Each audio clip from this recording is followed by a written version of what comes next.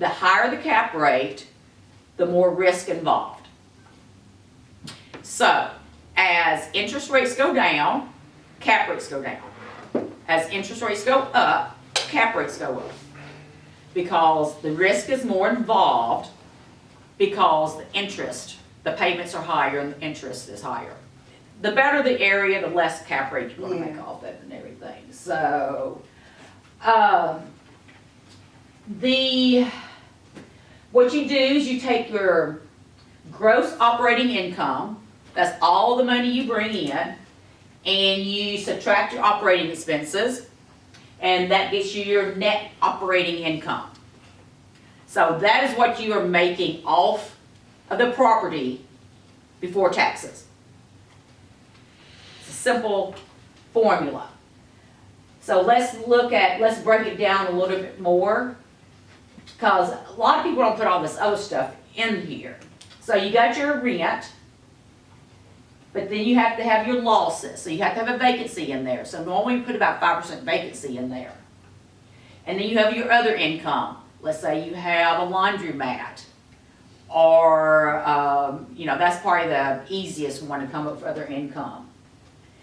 And then you take your operating expenses off of that, and then you get your net operating income.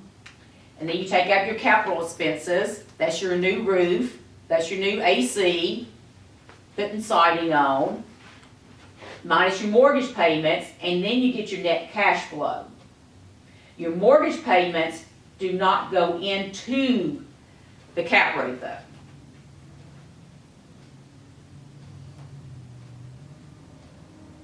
So the way that they figure a cap rate, you can do it all different kinds of ways, but if you take your net operating income, divide it by the cap rate you want, you can get your value.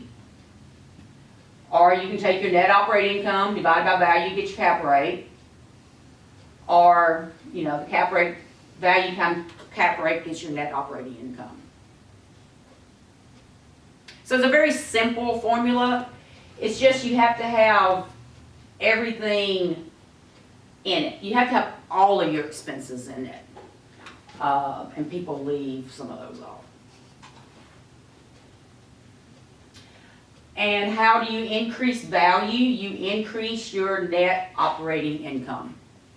If you're going to buy anything besides a single family property, the only way to increase value is to increase net operating income.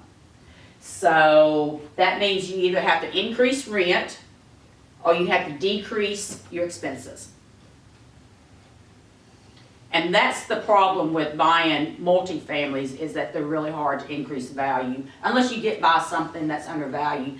And you really can't do that anymore. When I started selling, everyone sold on what rents you could get for it. But they don't loan on that anymore. So